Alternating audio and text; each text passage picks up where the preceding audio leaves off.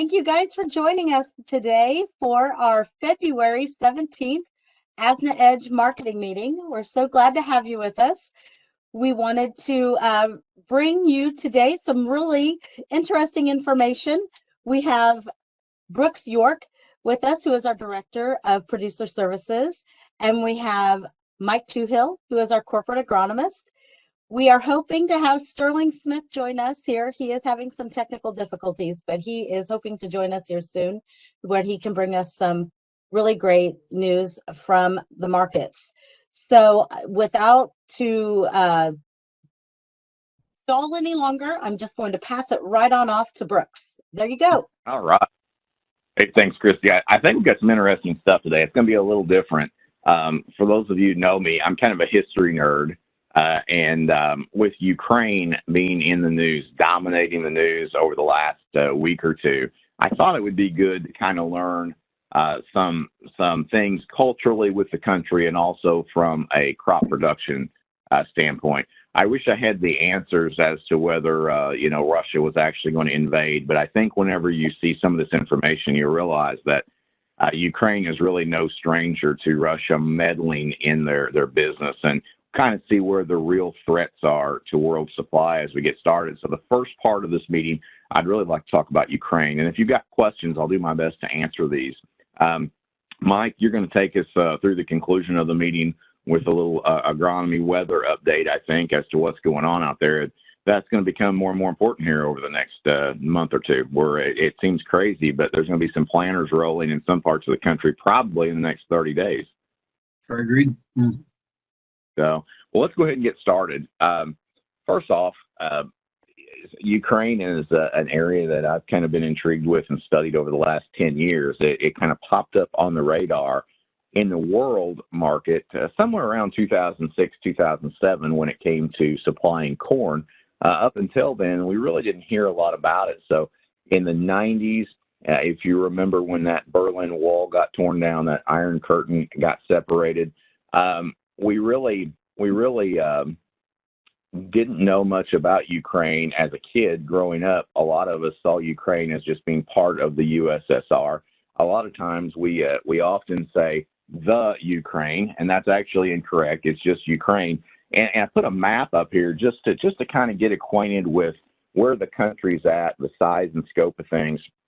So this area right here is the Black Sea. You get in through the Mediterranean, and there are some straits right here that Turkey has a lot of control of. And of course, this is basically the warm weather ports that Russia claims. And just a note, this different color green right here is Crimea. And of course, if you remember Crimea being in the news, probably 8 years ago, when maybe Russia invaded Crimea and took that back over again. And you can kind of get a sense over here to the right to see how Ukraine stacks up in geographical size to the United States. So it's a sizable country. It's larger than maybe what it appears on some world maps out there. So there's a lot of square miles to Ukraine. And again, this is the Black Sea. This is Russia, its neighbor to the east. So you can kind of see where it sits. It's ironic. Ukraine actually means borderland. And so if you think about, if you go back and you're a history nerd like me, you see all the conquests of Europe. A lot of times Ukraine was right on the border of these conquests. And so it's had a lot of traffic in and out of it through the years, whether it's the Ottomans, the Gauls, the Russians, a lot of foot traffic that goes across.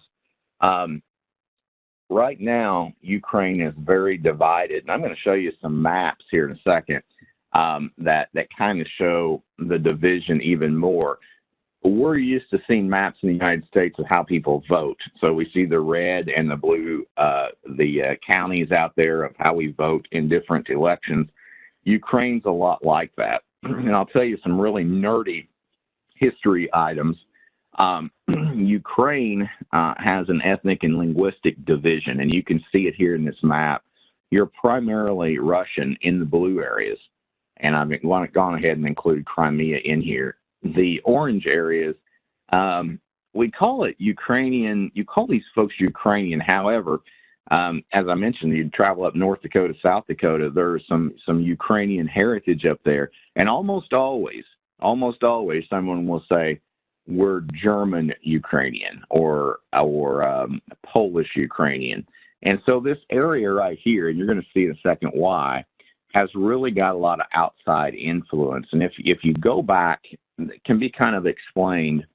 If you go back 200 years, actually more, about 230 years, we were under the Tsarist system in Russia. You're going to see here in a second, this was all part of the Russian Empire at the time.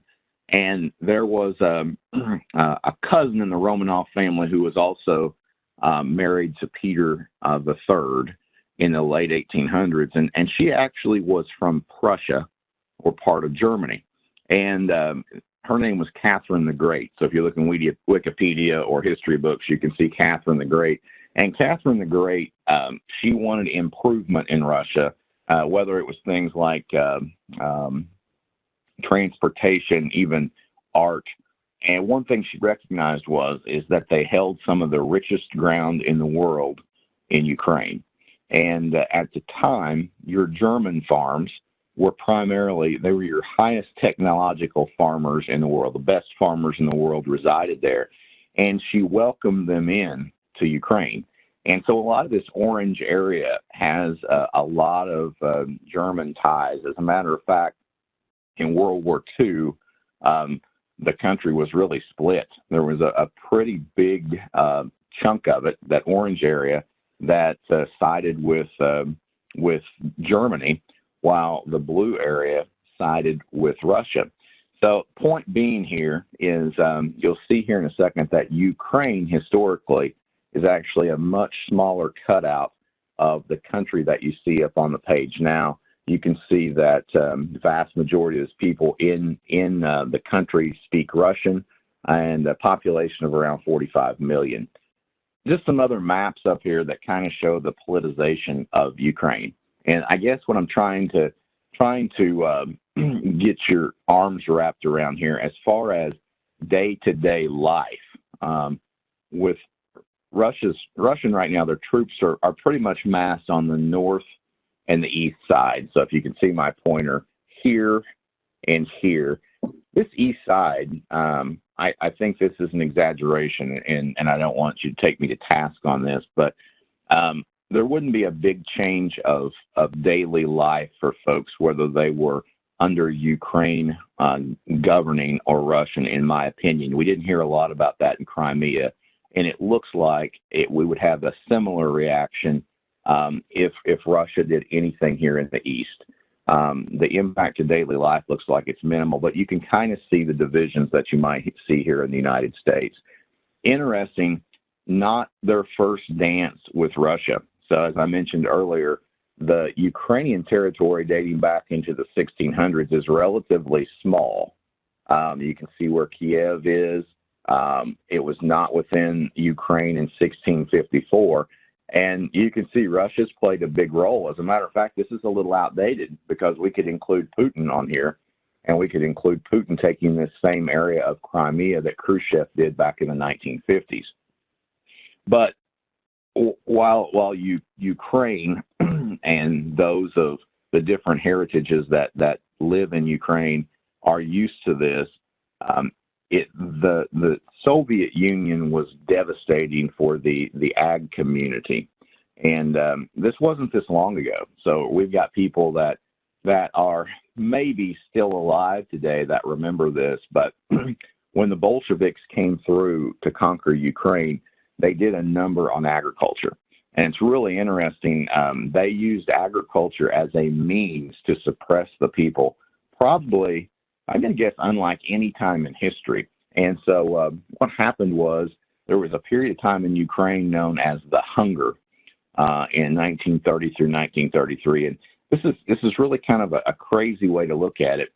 I mentioned to you that there was a German heritage. The Germans had done a very good job at becoming prosperous on the farm.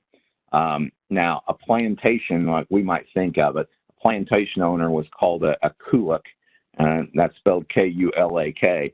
And now these weren't big plantations like we see in the South, but they were sizable landowners over 12 acres, and some of them hundreds of acres. And so they had really kind of become wealthy amongst a lot of poverty in the area. And Russia came in and essentially created initially kind of a man-made famine. So they exported a lot of protein out of Ukraine back to Russia, leaving people hungry and dying. There's some facts on here on this next slide that are just crazy. Essentially, the kulaks were taxed and taxed out of existence. So the wealthy farmers that were creating big yields were essentially, given some choices. They were sent to a re-education camp. They were imprisoned locally, and some of them were killed. Some stats during that period of time. There was also a major drought in Ukraine that coincided with all this. So there was a policy, and it's kind of crazy to think a liquidation of kulaks was the Russian policy. There was a drought at the same time. Productivity in a period of 5 years decreased by 80%. Kind of thinking about that, it's kind of like taking the corn crop in the United States and saying that our 177 average last year, turned into 34, 35 bushel the acre. So really, really crazy when you think about it. You had the Soviet secret police. They stepped in. I told you they exported a lot of this protein out of the country. And probably they changed the farming practices to kind of a collective farm. So where you had large landowners, you had the high productivity, suddenly you had very small parcels, 1 to 2 acres that were being farmed. And really that system stayed on until a lot of us remember until 1992. The one statistic that is crazy to me is that if you were born in 1930 in Ukraine, your life expectancy was 7 years if you were a male and 10 years if you were a female. So we went essentially from one of the highest producing ag locations in the world to something that was just devastated and happened relatively quickly. When we talk about Ukraine from a statistic point, we almost have to include the Black Sea area. We call it the former Soviet Union area. Everything's fairly lumped together. This chart is a little bit busy, but I think it kind of gives you some ideas of what happened in Ukraine starting in the 90s. So we remember when the wall gets torn down in Germany, and we think things are going to be great. And you can see some productivity here. These are yields, metric tons per hectare. I'll break this down for you into bushels per acre here in just a little bit.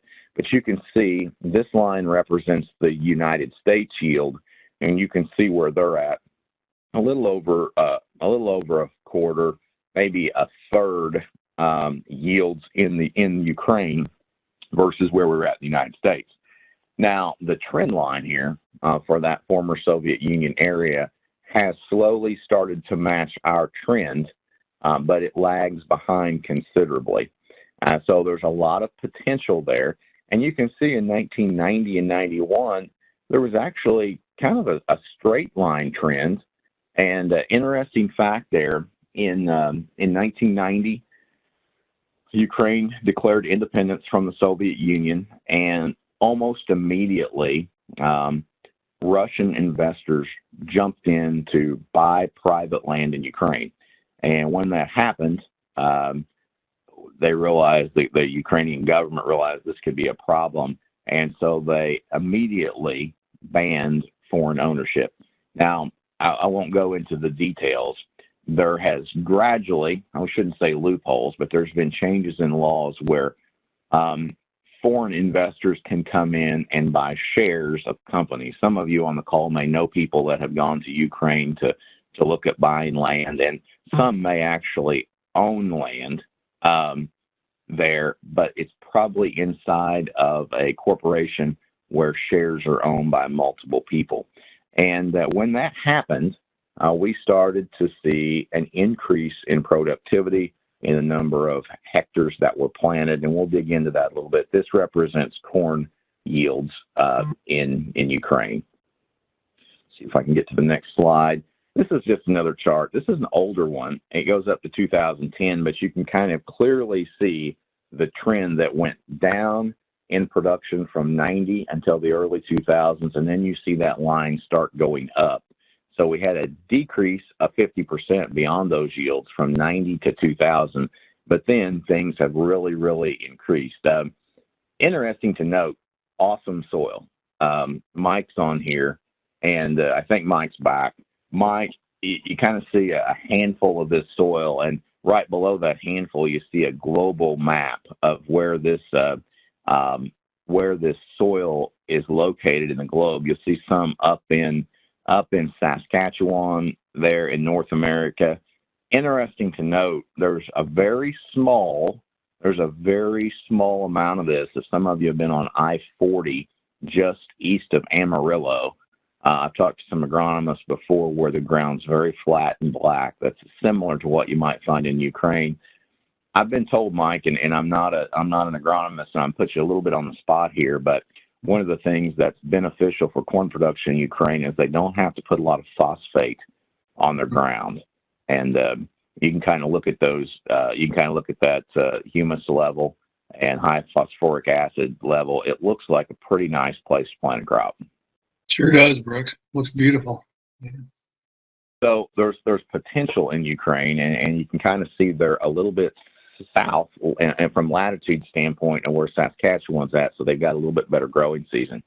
So what's that mean with as far as compared to us? When we look at Ukraine, Russia, a few other small contributors in that Black Sea, we see that yields in corn have almost doubled from 2009. Again, this black line is the U.S. yield trend. You see it coming up, and you see a lag, but all of a sudden you start to see that trend start to be matched at least. And if you look at yields, this would be representative of a yield in 1990. So that's the one I said we were almost, they were a third of where we were at. You can see they're catching up very, very quickly. A big amount of that, and I'll show you soybeans before I tell you why this occurred. Soybeans, you can see that yield trend line. This is the U.S. This is the yield trend line in Black Sea, or what we call former Soviet Union. Mike, that trend's matching up pretty well. Sure is. Mike, from an agronomy standpoint, I know that you don't travel Ukraine, but what do you think the biggest hurdle is to try to match these yields to the United States? Any idea if you were to guess? Well, I would just wonder if it would be like fungicide utilization. I don't know, Brooks, but it looks like they've got very good soils to work with. One thing that you kind of see that kind of helps us figure that out is the logistics in Ukraine is a challenge. And so, you think back and you think about how fortunate we are here. I was thinking back about the land grant universities in the United States. Most of them were tasked with two things from the federal government, and that was engineering and agriculture in a lot of cases. And, that engineering, we take that for granted. I did for a long time until I spent some time down in Brazil about just how great our infrastructure is to get products from point A to point B in the United States. And I think that's one thing that Ukraine may lag behind for 50 years on in the future. It sounds crazy to think that, but when you think about where we're at with an interstate system, a lot of our interstate systems were, what was it? It was under the Eisenhower administration. I think a lot of those were legislated in, but it was not until the 1970s, early 70s, that a lot of those actually got built. So it just takes a lot of time, even in a country like ours.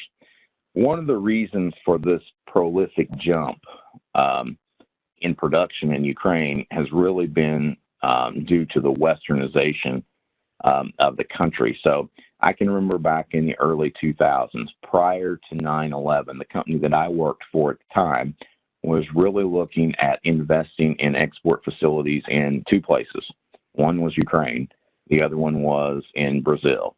And in fact, I spent some time down in Brazil, and my timing was just absolutely wrong. It's about 30 days prior to 9/11, and it was really challenging to get back in, and it kind of dashed a lot of those hopes. And in Ukraine, there was I shouldn't say legalization of outside companies starting to take ownership there, and you saw it more and more. And so companies like Bunge, Cargill, Louis Dreyfus invested in that Crimea, Ukraine area with export facilities. So it really put things on the map. You can see this export facility up here to kind of give you an idea. This Black Sea area, they send around 1.5 billion bushels of corn into the export market.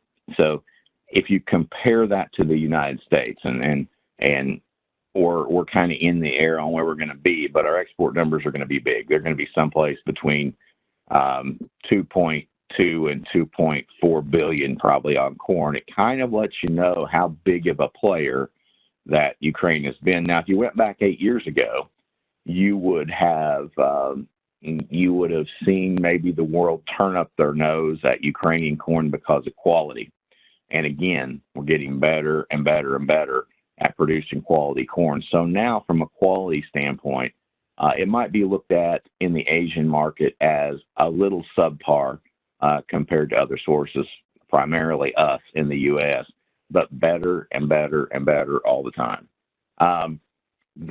That impact in the Black Sea, I really like these. This is a good representation of how big Ukraine is. So, I kind of watered it down. We started off talking about Ukraine, and then I switched it over to talking about former Soviet Union. But you can see that when we look at the 2022 exports coming out of the Black Sea, Ukraine is responsible for the most of these. So back to kind of one of the first things I said is, from a standpoint of farm life in Ukraine, do I believe with the impending invasion that things change drastically in the farm life? Maybe with logistics and the ability to get fertilizer and chemical, maybe. But the bigger concern, and this is the overreaching concern, and this is what we have to be scared of a little bit. Put yourself in the position of someone that owned an ocean-going vessel. You owned the vessel. It was not government owned, privately owned, and you got paid to basically haul cargo in and out of the Black Sea. In a shooting war, how much are you going to charge me to take my vessel, my livelihood, into an area where you've got probably the naval forces from the U.S. and Great Britain along with Russia? Essentially, that risk factor goes higher. And essentially, it goes so high that you're priced out of the marketplace. So it may not be that the corn is not produced in Ukraine. It may be that we're unable to have anybody willing to take the risk to get it out of Ukraine. So you can kind of see where the crux of this is at. I think a lot of people have misconceptions that nobody will farm an acre of corn in Ukraine. I don't necessarily think that to be the case. I think it's more of a logistics problem because of a risk factor out there. And naturally, whenever we hear this, we get bullish. We get really bullish. And in fact, there is some risk premium in this market due to Ukraine. I personally don't think it's quite as much as maybe what the news media wants us to think it is, because you just saw the slide a few times ago. Russia meddling in Ukraine is not new. If it gets in the way of the progress that we're seeing in production, then yeah, it's definitely a risk out there. What scares me a little bit about the scenario is kind of that domino effect. If Russia does step in, and again, I want to remind everybody, I think we're talking about very low percentage chances of happening of what I'm going to say next, but does it trigger anything else across the globe, specifically involving China? And again, it's not so much the shooting war that changes things, it's the logistics surrounding that. So, our number one customer is China. We don't want to disrupt anything that will bind us in getting vessels to China or any place else in Southeast Asia because of a potential military act. So it's the domino effect that concerns me. And what's crazy about this is it changes your emotions a lot, because you're bullish whenever you hear about this, and you think, you know what, this is 1.5 billion bushels of corn on the open market that are at risk. But all of a sudden, when you think about, the what ifs, the domino effect of what could happen next, you could essentially create a situation where your number one buyer could be hindered in some way to get the corn that they need. Here's an example of beans. Not as big a player in the world market on beans, around 1.9 million metric tons coming out of Ukraine, Russia, around 1.3. And you can kind of get an idea of, soybean production. And corn looks to be king in Ukraine right now. This is kind of a comparison of the Black Sea versus other areas. And I'm almost done with the boring stuff. And we'll talk about weather. But just to kind of give you a little bit of comparison, this bar is broken up between wheat, corn, barley, and soybeans. And so when we look at you can kind of see wheat. I should have said wheat is king, because it is. Black Sea corn going out, Black Sea barley, Black Sea oil seeds. So you can kind of see what they're known for, what they contribute. And, it's one thing that we haven't really talked about is wheat. And I'm going to get Sterling's comments. I'll give him just a few minutes to do a little research, but the importance of wheat coming out of this area is something I haven't talked about that probably needs to be talked about. But you can kind of see where the change is. We're producing more wheat. This is 2000 compared to 21, 22, 27 million more acres. Corn, 15 million more acres. Barley is decreasing. Oilseeds, primarily soybeans, on the increase. And all your other crops grown in 2000 have decreased. So you can kind of see we're starting to look a little bit more Western in how we produce things little by little. I thought that was just a good comparison. When comparing like a competitive advantage matrix out there, out of the United States in the left column, Brazil, Argentina in the middle, and the Black Sea over to the right, I think this is really kind of a good table to show us, in the United States, we're high quality, we're legally restricted, it's expensive to put out a crop. Everybody knows that on this call today. In Brazil, this lower quality, I'm going to tell you, this is increasing all the time. Land is somewhat abundant. We're seeing a growth in hectares around 2.7, 2.8% year on year, becoming a little bit more restricted. So in the cream of the crop acres, obviously get used up first. We go to places like the Cerrados. We go into northern Brazil to expand these acres where yields aren't as good. And then in Black Sea, predominantly Ukraine, we got very good quality. I'm not going to say wall-to-wall quality, but really good soil and modestly available. So you got to understand this area has been row crop far longer than the United States, and so a lot of the arable land is being put to use. It's just putting that to use with higher yields is the key. Inputs, and this is what we talked about a little bit earlier, that could change things as far as logistics. They're abundant, and that may be an overstatement this year, as there's some place that it's kind of tough to get some fertilizer in.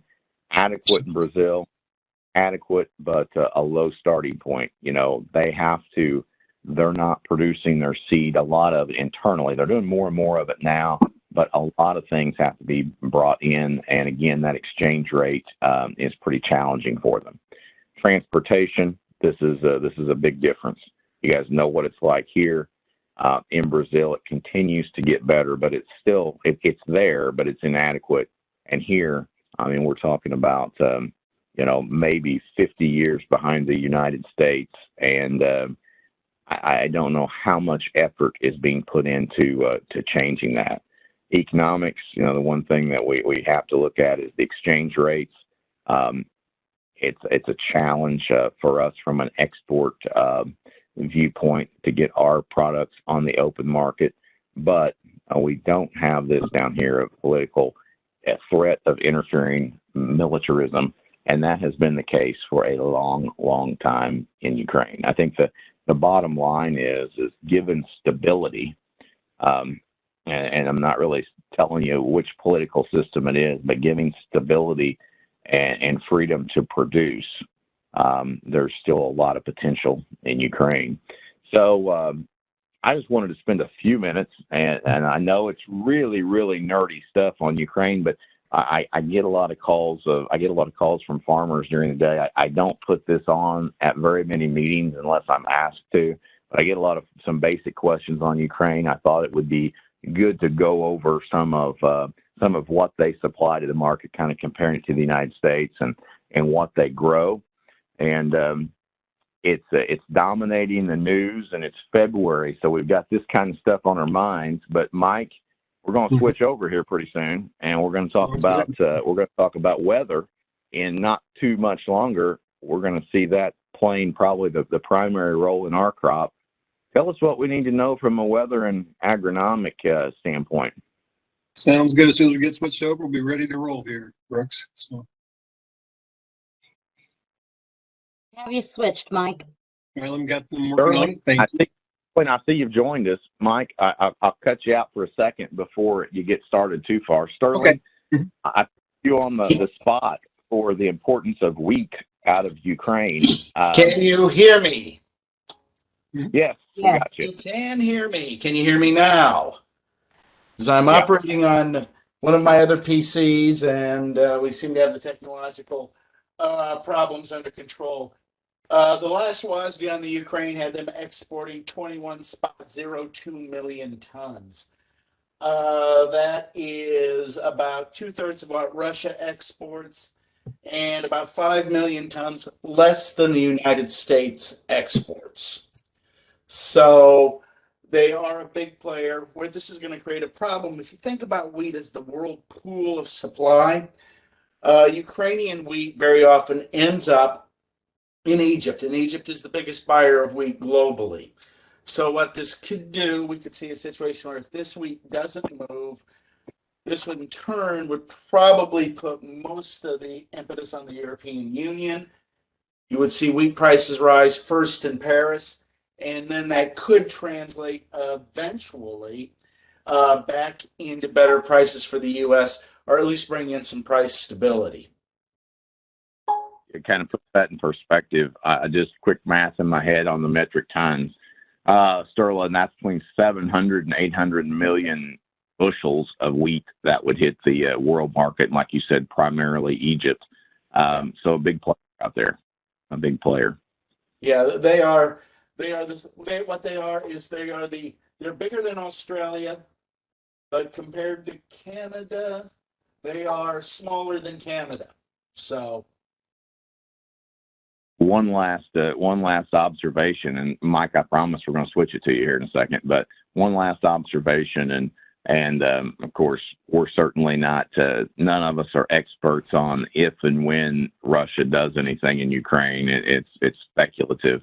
But for a few months, I've heard a lot of different theories on, the pending invasion and potential invasion. And there was a lot of folks saying post-Olympics were important, and also prior to a very, very muddy, wet season. So you got to think from those two perspectives. The timing is just about right for that to occur. It's going to be interesting. But at the same time, we've been it's the things that you see that usually don't get you. And whenever you plan this war for 30 days on the news, it makes doubts, but we'll see. We'll see what happens. Mike, take us away on some weather. Sounds good, Brooks. Lots of different stuff to talk about today. We're going to first of all look at the input situation heading into spring. We're going to kind of give you my thoughts on where the fertilizer herbicide pricing is going to end up and about availability. And like Brooks said, we're going to talk about U.S. weather heading into planting season. In our part of Illinois, a lot of farmers would like to be planting in 6 weeks. And with 6 inches of snow coming today, that may be a little bit difficult for us. One big positive last fall, we had a pretty good fall ammonia window for those folks who can use fall ammonia basically from Route 116 north in Illinois. And it looks like we've got enough in for 2022, but my question is, what will that nitrogen cost at the farm gate? So again, we were blessed to have a nice fall season. We got a lot of that fall ammonia on, but what is it going to cost at the farm gate this spring? We did see some softening in some of the wholesale markets. I've got the urea chart up here, New Orleans urea, but unfortunately the retail fertilizer prices remain or are at near our record highs. And looking at the urea chart, we are floating around up here in the fall and toward the first year over $800 urea New Orleans. We had a pretty significant drop in January, and now we've kind of leveled off somewhere between $500 and $600 a ton. That is a very volatile market. So unfortunately, if your supplier bought their urea up here at 800, it's going to be hard to pass along the savings with the 550 now. And one thing to note here too on this chart, what we got here on the bottom, this is our current March contract on urea. Lots of volatility, lots of high prices. And going back the last 5 years, that same March contract really hasn't moved much. It was around 200. So 200 to 550, that's a pretty significant difference. And even 550 compared to 825 is a significant difference. I haven't looked at the ammonia price this week yet, but the ammonia price I saw last week coming out of Tampa for ammonia was $1,135 per metric ton, or that works out to about $1,013 per U.S. ton. So again, we've got to get that ammonia where it needs to go. So again, it doesn't look like we're going to see much softening in these markets, especially since we'll have toolbars running as quick as the ground would dry off and defrost in a lot of the area. What are the retail prices doing? I've got the current retail prices out of Illinois. This gets updated every 2 weeks. These match up pretty close with the DTN prices. And here in Illinois, and hydrous ammonia, the average retail price is almost $1,500 a ton. It actually went up in the last 2 weeks, up $1.28. Urea is still very expensive. We talked about urea at the Gulf, New Orleans costing around $550. The average retail price in urea is approaching $900. It went up a little bit last week also. 28% a pretty dominant nitrogen source, especially for a lot of the central and northern Midwest. It's going up to, it's $577. We did see a little bit of softening in the MAP price. It was down $30 a ton, but DAP and potash, DAP was up $1 and potash down about $4. So not much movement there. And if anything, we're starting to see kind of a leveling off at very high levels. And one thing to be concerned too, farm diesel price continues to increase. It was up another 19 cents per gallon over the last 2 weeks. Looking at that ammonia price per pound in, that's where it gets kind of scary for a lot of farmers. Right now, ammonia is running 91.4 cents a pound, 28% solution, 32 to be pretty close. This is over $1 a pound, $1.03, and urea is 97 cents per pound in. So again, it looks like to me we've had some movement on the wholesale market. On the retail side, prices are very expensive. Here's kind of my thoughts on.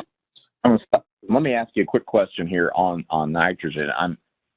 We have really transitioned, I think, over the last year to more precision application of nitrogen.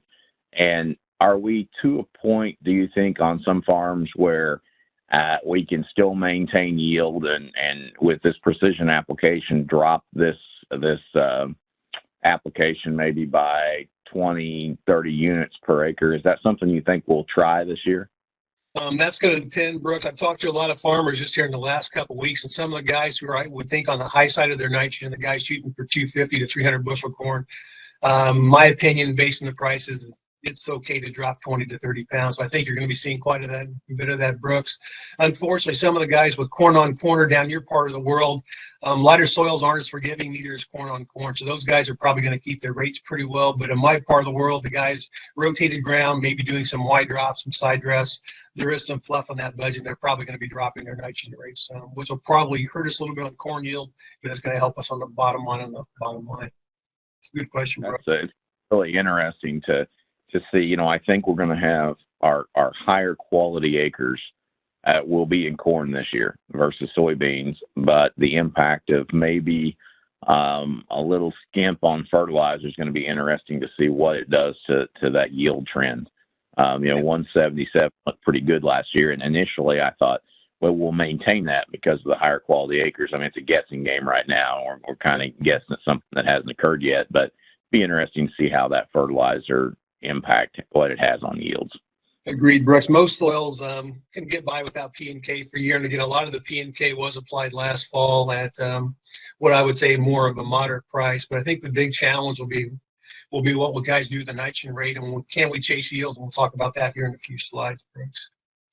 So here's kind of my thoughts on retail fertilizer pricing. My background, I used to work for the Growmark system. I was a retail fertilizer salesman coming out of college for 7 years. And I know from past experiences, whenever my boss filled up the 28% tank or filled up the ammonia tank at a high price, it took a long time for that price to go down at the retail level because we didn't want to lose money on that product.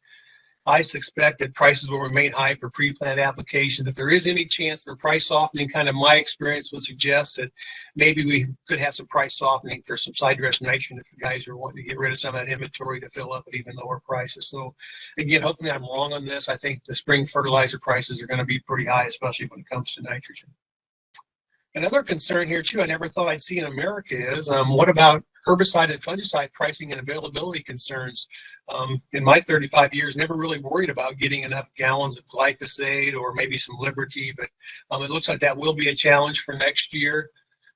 Right now, we're getting most of the press about glyphosate and Liberty as far as being the shortest, but also products such as dicamba, 2,4-D, atrazine, metidochlor, the old dual products, acetochlor, the old lasso products are getting harder to find and more expensive by the day. Maybe this is the alarmist here, but I've been hearing that glyphosate in the U.S. could be as short as 15 to 20 million short on actual supply versus demand. A lot of that's coming from China not having as much exports because they shut down the active ingredients. And Bayer just had a problem last week with some of their active ingredient also. So glyphosate, which we use in a lot of our programs, is kind of a cheap way to control some grass, is not really going to be cheap this year for a lot of growers. And most growers who I've talked to said that they're using some glyphosate or some Liberty in their program, the herbicide costs are at least double compared to 2021. And one thing we'll talk about here in a little bit, fungicides are also becoming more and more scarce. And at these high commodity prices, a lot of farmers are thinking about one fungicide application on the corn, one on the beans, and maybe in tar spot areas, 2 corn applications. So fungicides could be another issue too, to kind of chase down that high yield again. And one thing too, it seems like to me, farmers are saying there's been a lot of promises out there, but there's been some contracts that haven't been honored. So it seems like maybe possession is 9/10 of the law as it relates to having that product when you need it this growing season, which brings me to my next point. As an old retailer, go ahead, Brooks. Fine. I was just going to jump in there a little bit. You made a really good point that I hear across the field. It seems as if there may be a lot of flex soybeans planted this year just due to the herbicide price, which I think is something that might not have been in the plan a year ago. And I just thought I would jump in and kind of tell you what my calculated expense estimate was per acre on corn. Now, remember, we're no-till down here, and so we've got a little extra in herbicide that somebody who's conventional will have. We're going to put fungicide on. I'm $91.50 per acre. That's got a little boron put in with my fungicide. It's got my fungicide, a couple different shots of insecticide along with my herbicide. Now, that does not count application. And so, if you're not running your own rig, there's a lot of parts of the country that can get into $115 to $130 an acre in everything you put on corn. So to your point, are you gonna cut something back? I think a lot of people probably will, but awesome points. Yeah, thanks, Brooke. Again, going back to my old retail relationships, I think that's going to be very critical this growing season. A lot of guys have already told me that because of my relationship with my retailer, when we had some 28 I could buy at a decent price this fall, they were able to get that purchase, that product purchase. So I think that relationship is going to be very important. And I wanted to just briefly talk about that fungicide mess. I think that's coming our way. In tar spot, some guys are talking at least one application, maybe two. I know last year at these high prices, soybeans So there's a lot more soybean fungicide applied. We just can't get a lot more airplanes, and we always got the ground rig issue. So I think that relationship is going to be critical for that grower who maybe is a price shopper, didn't really treat his retailers very good. I think that could maybe come back and get you this year in the current situation. So again, we'll see how that transpires this summer. Goes back to Brooks' point. In 2021, we had pretty decent supply prices, pretty good supply quantities, and very good commodity prices. So most growers chase yield. A pretty good example is my brother. Normally he'll spray maybe a third of his corn, certain hybrids that they're a little more susceptible. This year it surprised me. He sprayed every acre. He's never sprayed a bean fungicide before, sprayed every acre. So again, I would just wonder how much yield chasing will happen next year because of the high prices. And also, will we be able to get those fungicides applied in a timely manner? I know last year we were probably running 7 to 10 days behind. We were one of the lucky ones. So again, it's going to be hard, in my opinion, to really get those high yields just based on the price of the inputs and also the quantity that has to be applied, and especially if we have some more tighter supplies in that situation. One last factor before I go into weather here. I've been hearing some issues, primarily where Brooks has been traveling up in the northern Corn Belt. One of the major seed suppliers has been having some significant germ issues with their 85 to 100-day hybrids. And what happens in that scenario, again, I'm an old seed guy too. I did 15 years of that. Whenever we couldn't get the hybrid the guy wanted, we try to give them maybe our second or third best choice. So again, if you're going from your first choice to your second, third, fourth choice, that also takes some things away from a supply standpoint. Again, why is the germination issue so tough? I've heard it with some of the deratio problems with carryover seed and also some of the drought issues from last year. So again, so far that hasn't correlated to the central and southern belt, but that's one thing also working against our yields for 2022. Now we're going to talk about weather here as I get ready to turn it back over to Sterling. Last year in 2021, I kind of got fooled a little bit. We watched that northern plains all year. We did have some yield reduction in the Dakotas and parts of Minnesota, but for the most part, that corn performed better than we thought it would. So last year we were watching the northern plains, and it's plenty dry today. This is our updated drought map as of this morning.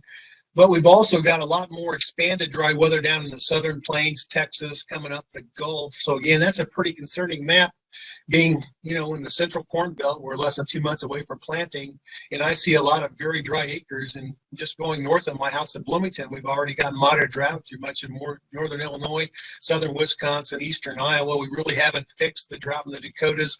In Sterling's home state, Nebraska is getting very, very dry. Kansas dry. And again, Oklahoma getting a little snow today, Texas a little bit of moisture. But again, that's a pretty concerning map. So again, not to be an alarmist here today, one big rain can fix a lot of that, but that's a pretty concerning map heading into a very important growing season. I want to talk about the change map. Normally mid-February, it's not very warm. Don't have a lot of evapotranspiration, so the maps don't change much. But just look how many areas of the U.S. got drier last week. Big chunk of Arkansas, Oklahoma, central Kansas, again, much of north central Nebraska. South Dakota is getting very dry again, and some of the best farm ground in the world, that eastern Iowa, southern Wisconsin, northern Illinois. So again, pretty rare occurrence to see that much dry weather coming through in February. Been talking a little bit at my meetings, comparing 2012 to today's drought map. I've got the current map over here on the left. This is this morning's map. And this is our map from February 14th of 2012. You're looking at that map. There's a lot more geography where we grow corn, soybeans, and wheat that's dry this year compared to 2012. The big difference, though, Ellen Tully from Iowa State always talks about that Midwest drought starting in the Southeast, and we were a lot drier in the Southeast in 2012 versus today. And again, as I've been talking about in meetings, what's really concerning me for guys like Brooks, I know Southern Illinois is kind of wet this morning. I always hate when the dry soils are down here in the Gulf and Texas and Oklahoma, because oftentimes we get that front coming through here. You want that Gulf moisture to meet up with it. And I just wonder if that dry soils, when it gets hotter, is going to suppress some of our storm systems heading into the summer months of 2022. We were pretty blessed with some really good cold temperatures in much of the Corn Belt. Now, December was a warm month, but January was very, very cold. And I love these cold conditions here in Bloomington, Illinois. Anyway, yesterday's the first day the soil defrosted since the first of the year. So we've had some very good freeze thaw and some nice, at least moderate frost depth. And that is good for next year's crops, kind of getting that soil nice and loose and building some nice soil infiltration, water infiltration, and building a nice root structure. And you can kind of see where the snowpack was in February. This is our average February temperatures. Again, pretty darn warm out here in Nebraska. In South Dakota, there's no snow, but we had some very nice cold temperatures also for February.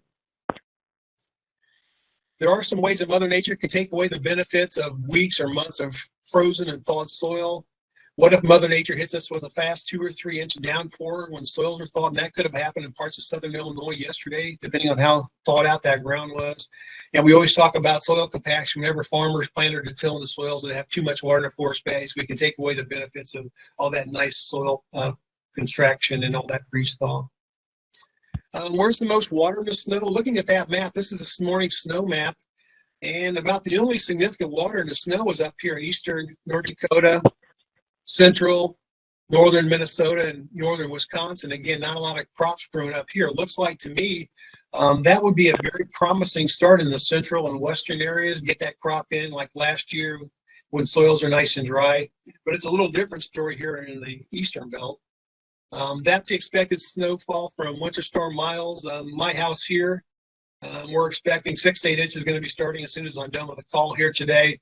But the nice thing about where that snow is going to come down, most of that snow is going to be melted off by next week's early warm up. It's going to be pretty warm for President's Day or Washington's birthday. And maybe this snow's up here is going to hang on a little bit. And again, up here in this big chunk of the central and northern corn belt, there's just not much snow on the ground, which bode well for an early planting season.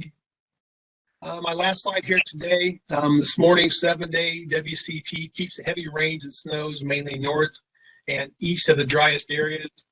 And again, kind of looking at this map, southern Illinois through Indiana, Ohio, looks like we could be setting up for a wet, delayed planting season. And on the positive side, it looks like the way things are setting up here could get a really nice start up here in the northern and central belt. And again, it's going to take some rain to get that crop to finish out. So that's what I have here today. Lots going on, both from the supply standpoint and from the weather standpoint. And looking forward to keeping you guys updated as we get closer to planting season.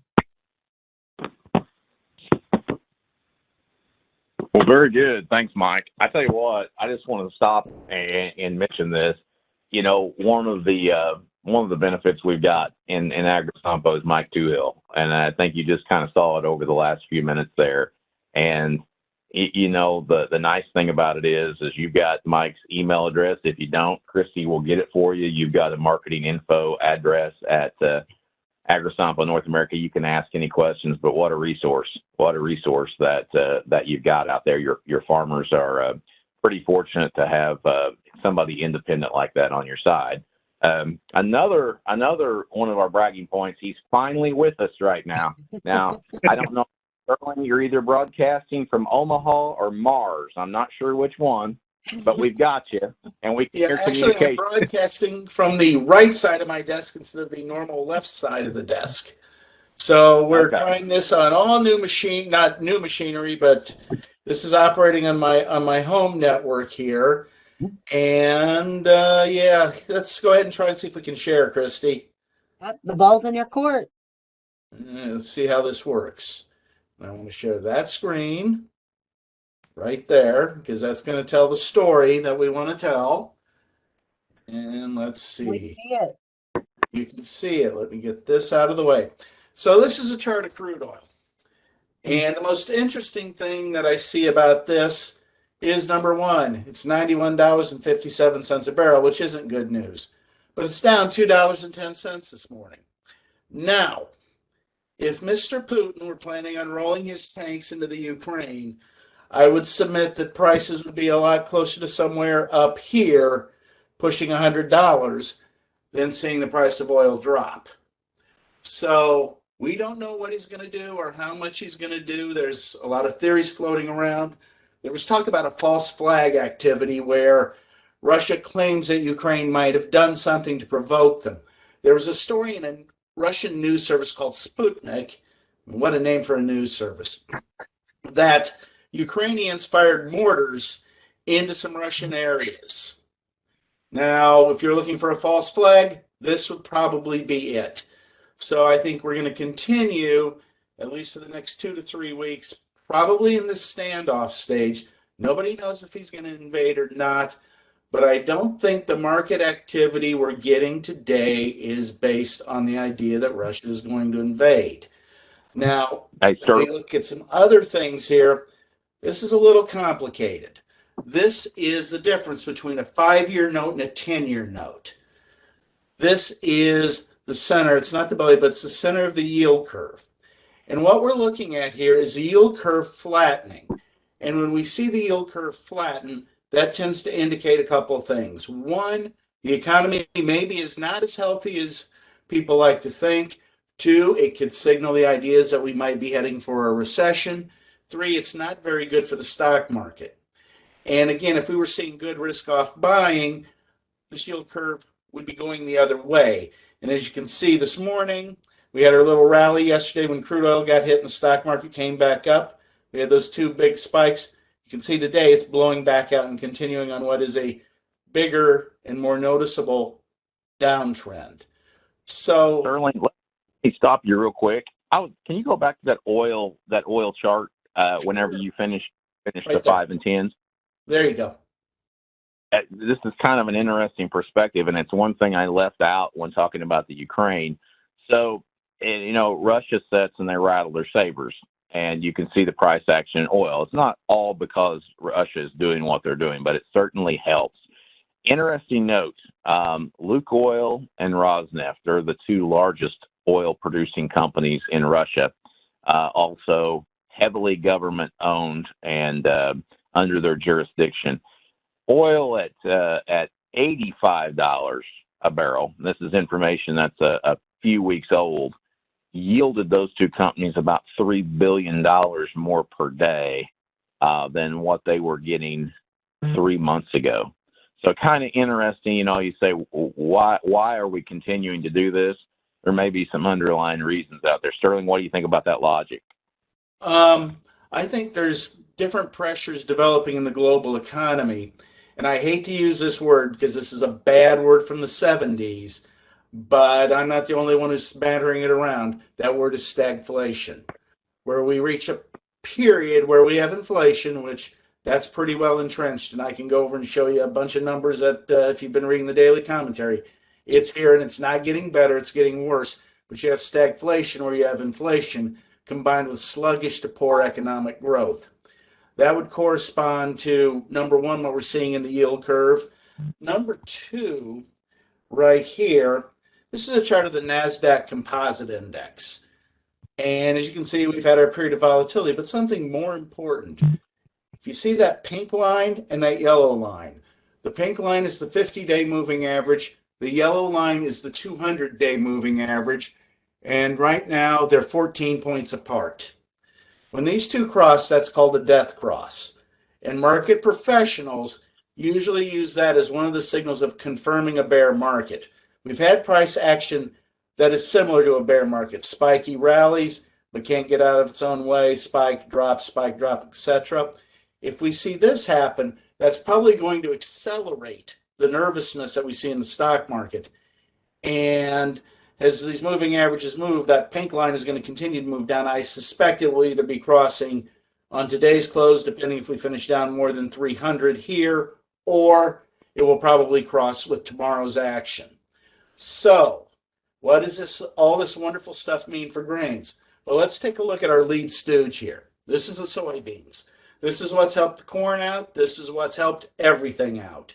Corn's fundamentals at a 1.5 carry out, neither bullish nor bearish, but subject to getting drug around by other things. And you can see right now, beans are down 2.5, and I'm going to go ahead and expand this out a little bit. This is a problem day. This was the WASD. We went up, we touched a new record high, and the market collapsed. Oops. And we kind of sputzed around here. We got a little bit weaker. We tried to recover. Today, we came up and made a secondary high.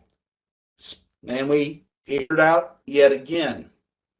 This sort of behavior is indicative of distribution going on in any market. I don't care what it is. And along with that, we tie that in. We think about how big that fund position is.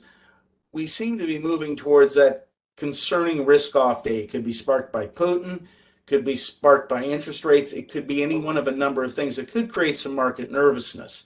So this idea that maybe we've put in the spring high, we're beginning to see a little bit more confirmation with the market that's driving that higher. Now, let's go ahead and take a look at corn. Pop that up here. And if we look at corn, we can see a lot of very similar action.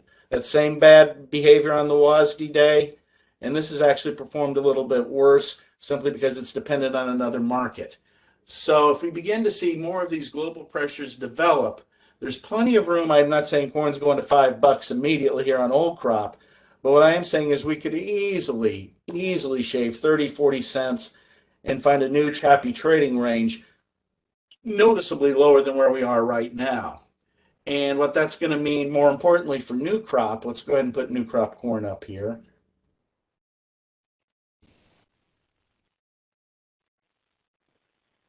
New crop right now is really trading on the same merits as old crop. Old crop is dragging it along. When we get another 2, 3, 4 weeks along, this stuff's going to start trading on its own merits. So we're either going to need some weather, we're going to need something to induce volatility to help support these prices. So again, we are, I think right now, we have a long weekend. We're entering a period of particular risk where the tones of these markets that have been generally pretty good and generally bullish may be shifting out of that bullish mode into at least a neutral mode, if not neutral to a little bit bearish and a bit heavy activity. And this really doesn't have anything to do with where we are so much at the balance sheets, but so much where we are with money flows and everything else of that sort.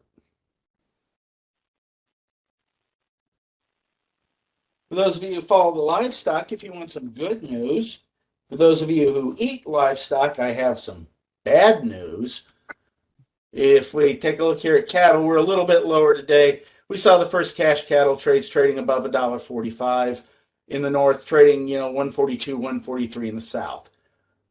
That is probably going to go up considerably before it goes down. And that's, if you're a livestock producer, that's good news. If you are a livestock consumer, pack your freezer now. It's the best thing I can tell you.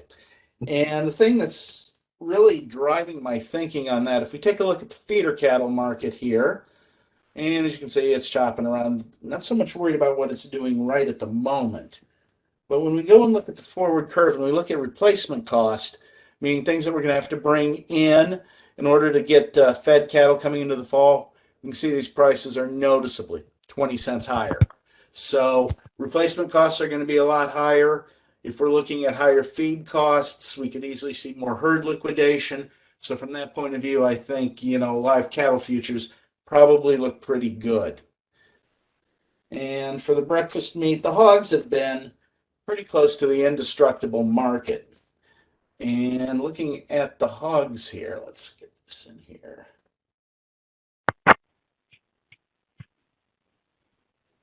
And guess what? The hogs are up again today. And we see hogs right now trading at $1.05. We've seen belly prices in particular. I haven't looked at them yet today. Belly prices and the prices for bacon are going through the roof. Let's take a look here. Look at cash bellies. And there we go. Another day and another new high. This is a chart of what bacon in the store is going to look like. As you can see, we're continuing to trade generally higher. We're back up to levels that we hadn't seen really in 6 or 8 months. And there doesn't seem to be anything getting in the way here. So when we go back to that inflation argument, we're definitely looking at higher beef prices. We're looking at most likely higher pork prices. So that's something that's going to keep the food side of that equation moving higher. And as far as things affecting the crude oil market, I don't really see. I see moment-to-moment volatility. Are we going to take this thing back to where it's not causing problems, which is below $70? I don't see that happening anytime soon. And it's going to be quite easy if Mr. Putin decides to drive the tanks instead of putting them in reverse. It could easily push those prices back up noticeably.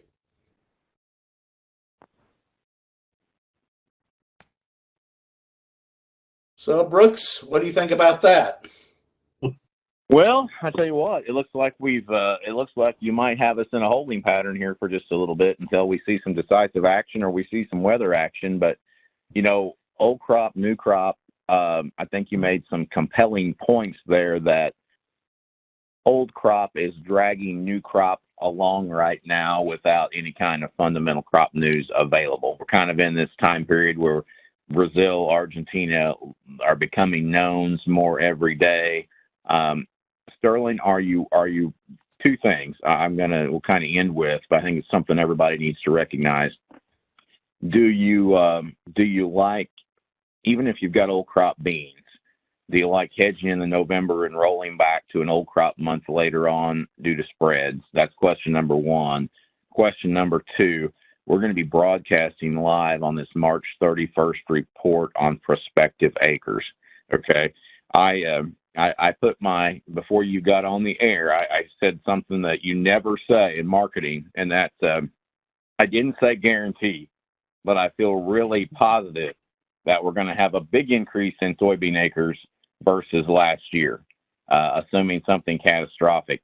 Do you see a need, based on those two questions, do you see a need to do hedging prior to this report date?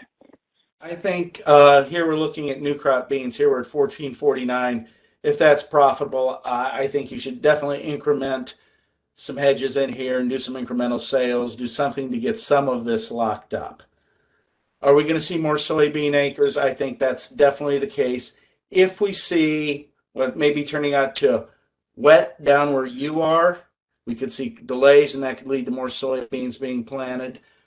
If we see chemical problems in places, that can lead to more soybeans being planted. My other big worry is actually right here in my own backyard. That drought monitor doesn't really indicate just how dry it is. It is incredibly dry here. There is zero snow cover anywhere in Nebraska. We've had 2 snowstorms this year. The second one was so pathetic that I actually used the leaf blower to knock the snow off the driveway because there was no moisture in it at all. There's not a lot of precipitation in the forecast, and these ideas about early planting, that's a good thing. But if we think about what crop was the best crop and the easiestly planted crop that went in the earliest, 2012, because there was nothing in the way and it didn't start raining. That's all true. I'm not saying this is going to be 2012, but what I am going to say is if this is going to look like 2012, this might be how it could start. So as far as old crop beans, I would let a few of those go incrementally. I'd make sure to try and get everything done probably by that March report, kind of depending on how your basis is and what things are locally.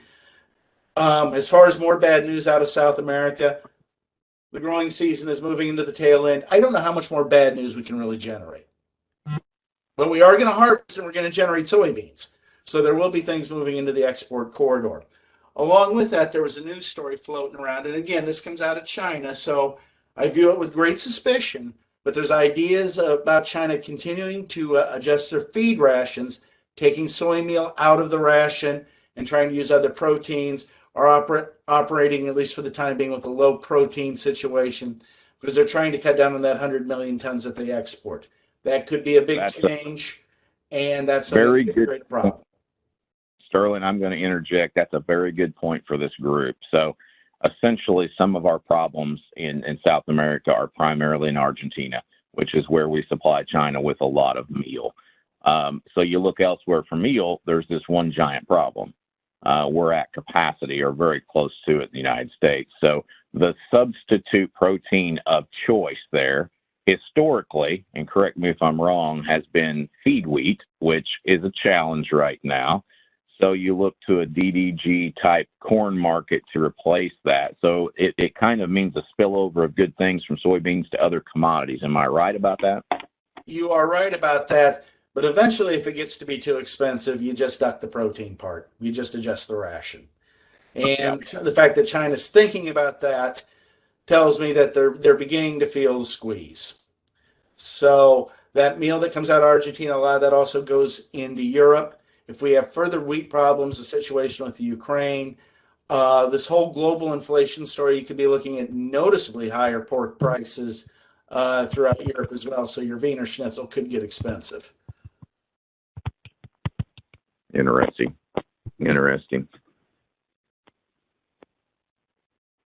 Good. I think everybody got their minds blown today. You got that boring, nerdy Ukraine information underneath your belt. And then we went to some things of some sustenance. Mike, I did a really good job of painting a picture of where we're at with fertilizer, price, logistics, weather, good stuff. And Sterling, I'm glad you got on here. Always good stuff that we can take back to the farmer. And the thing I like about this is we try to make it where you got some actionable item that you can take to your customer if you're an agent out there, or if you're a farmer, that you can actually do. There had to be 5 or 6 things through this meeting that we don't want to just be entertainers up here. We actually want you to take some of what we're telling you and apply it to your businesses. And I think that's a big difference that you've got with Agrisampo North America. So we've been at this for over an hour, and everybody's been very attentive. I appreciate it so much. Thanks, Sterling. Thanks, Mike. Christy, if you want to kick us away and hit the unrecord button, that would be great. I'm happy to do that. I do want to remind you all that if you have any questions, to send those to us at marketinginfo@sampointernational.com. We'll be happy to answer those as we can. Make sure you sign up to receive all of our services. Our team is ready to answer those questions for you as they come in. And we do want to remind you of our upcoming webinars that are coming for the month of March. It is a busy month for us. We have on March 9th, the WASD. That will be back live. We're excited to be back for March.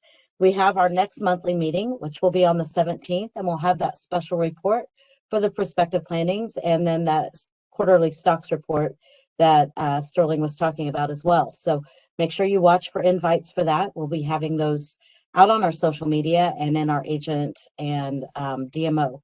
All those will be presented in those. So if you're not receiving those, make sure that you contact us through that marketinginfo@sampointernational.com email, and we'll be sure to get you signed up. So thanks again.